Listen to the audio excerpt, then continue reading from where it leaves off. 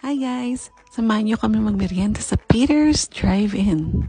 Alam niyo ba, this is their original branch since 1962 pero now, meron na silang total of 3 branches here in Alberta. They offer burgers, hot dogs, fries, onion rings, sundaes, and my ever favorite, milkshake.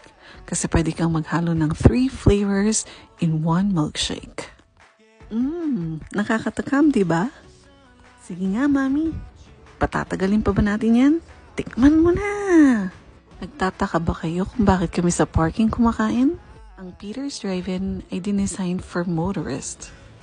Wala silang dine-in resto pero meron silang drive-thru at take-out orders only.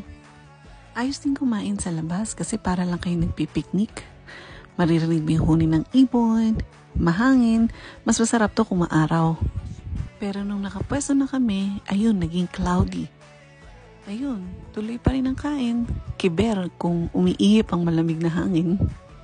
Kaya pag napadaan kayo dito sa Calgary, huwag niyo kalimutan na hindi kumain dito sa Peter's Drive-In at mag-say hi sa aming dalawa ni Mami dahil kapitbahay lang namin yan.